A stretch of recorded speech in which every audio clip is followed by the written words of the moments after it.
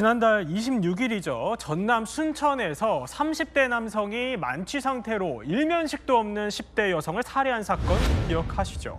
그런데 이 피의자 박대성, 범행 후에도 흉기를 소지한 채 술집과 노래방 등 여러 곳을 들른 것으로 알려져서 충격을 주고 있습니다. 구속 전 피의자 신문에 출석했을 당시 박대성 모습부터 한번 보고 오시죠.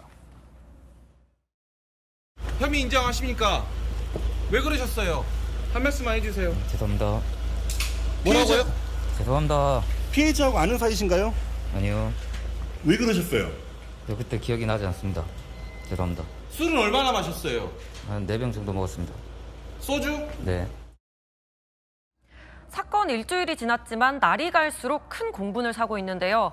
범행은 지난달 26일 자정이 넘은 시각에 발생했습니다. 박대성은 가게를 운영하는데요. 거기서 소주 4병을 마신 뒤 흉기를 챙겨 나왔습니다. 그러다가 혼자 지나가던 10대 여성을 발견하죠. 박대성은 여성을 800m가량 뒤따라가고요. 흉기로 수차례 찔렀습니다. 이후 취한 상태로 주차된 차량을 이유 없이 발로 차다가 차량 주인과 시비가 붙었고요. 이때 출동한 경찰에 체포됐습니다. 전남경찰청은 박대성의 신상 정보를 국민에게 공개했고요. 이르면 내일 박대성을 검찰에 송치할 예정입니다. 그런데요, 이 박대성이 범행 후에도 흉기를 소지한 채 술집과 노래방 등 여러 곳을 배회한 것으로 확인이 되면서 충격을 주고 있죠. 네, 박대성은 범행을 저지르고 2시간여 동안 흉기를 지닌 상태로 술집과 노래방을 돌아다녔습니다.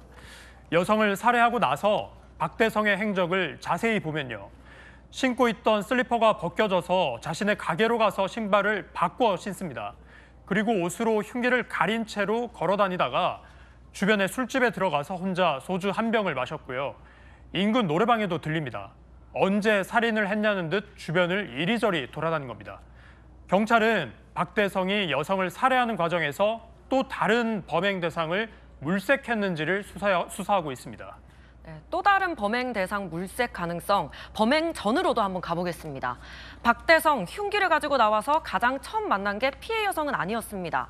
박대성 가게 앞을 지나던 택시기사였는데요. 당시 박대성은 흉기를 몸 뒤에 감추고 운전기사와 대화를 나눴다고 합니다. 이 점을 감안하면 택시기사 또한 범행 대상으로 노렸을 가능성 있습니다. 한편 이 범죄 심리학자 이수정 교수는요, 박대성의 과거 폭력 전과와 이 목에 있는 문신에 주목을 해야 한다 이렇게 강조를 했는데 왜 문신에 주목을 했는지 들어보시죠. 이분이 폭력 전과가 꽤 많이 있는 걸로 알고 있어요. 얼굴에 흉터가 있고 목에 문신이 있습니다. 일반적으로 문신을 목에다 정면에다 하지는 아니하죠. 보는 사람에게 공포를 유발하려는 의도로 밖에는 읽혀지지 않는 문신을 이 사람은 갖고 있어요. 이 사건이 일어나기 직전에 도대체 어떤 종류의 SNS, 인터넷 정보에 노출이 됐었는지를 꼭 확인을 해야 될 것 같다는 생각을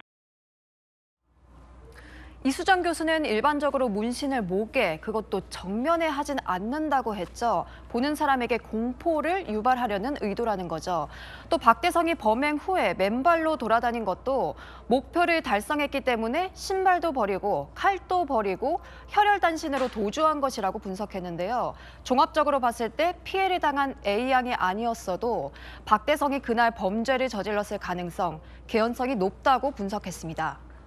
잔혹한 범죄를 저지른 박대성, 취해서 기억이 안 난다는 식으로 말했습니다.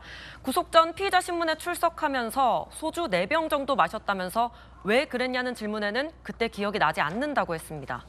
이수정 교수는 박대성이 찍힌 CCTV 영상을 예로 들어 목격자가 나타난 반대 방향으로 도주하는 건, 즉 합리적으로 도주하는 건 인사불성 상태라고 보기 어렵다고 평가했습니다.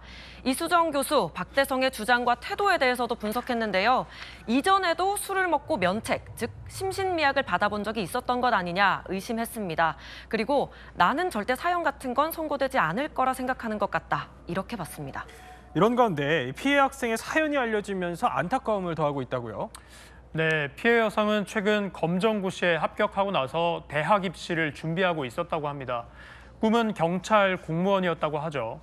사건 당일에는 몸이 불편한 아버지를 대신해서 약을 사러 집을 나섰다고 해요. 그리고 잠시 친구를 만나고 집으로 돌아가던 길에 이 박대성에게 피습을 당한 겁니다. 특히 이제 안타까운 건요. 아버지가 딸에게 밤길 조심해라 라고 한 게 마지막 통화였다고 합니다.